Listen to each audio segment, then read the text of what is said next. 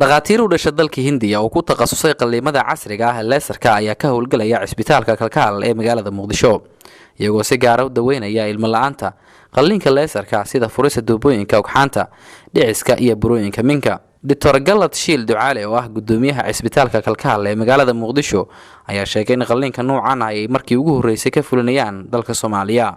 runtii aad aan ugu faraxsanahay in horumar laga gaaray qaabkii loo sameyn jiray qalliimada loo sameyn jiray.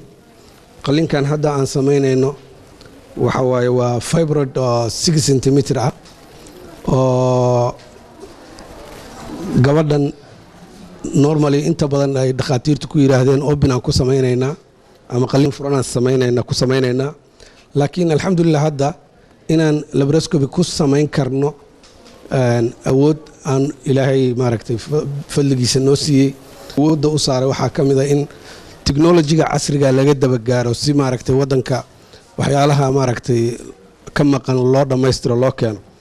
Dr. Ashok Kumar oo ah dhakhtarka fulinaya qalliinka leesarka ayaa sheegay in dalka Hindiya marka la aado ay ku bixi jirtay qalliinka qarash dhan $15,000 laakiin hadda Muqdisho lagu fulinayo lacag ka yar 5 jibaar lacagtii Hindiya.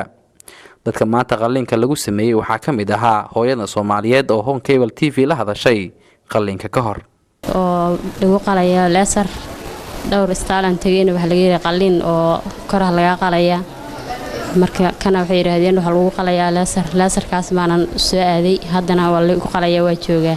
agaasimaha cisbitaalka Kalkaal Dr. Cabdillaahi Cabdikariin Jawhari ayaa dadka Soomaaliyeed ugu baaqay inay ka faa'iideystaan qalliinkan oo 10 cisho socon doona kuna eg 20 bishan July. dadweynaha Soomaaliyeed waxaan u sheegaynaa in campaign-kii aan bilownay oo ahaa campaign-kii infertility treatment qaybta gaynaga oo lagu daaweynayo dhalmo la'aanta 10kii bishan bilownay campaign-kan wuxuu socon doonaa ilaa 10 maalmood. dhakhtarka sameynaya Dr. Ashok Kumar la dhaqaatiirta Hindiya qaybta infertility ugu sarreeyay way dadka Soomaaliyeed waxaan u qabanay hawl weyn oo ah hawshaas ay u aadi jireen India Malaysia qaybtaas oo lagu daaweeyay jiray dhalmo la'aanta. Cabdishakuur Xuseen Shakraa Home Cable TV Muqdisho.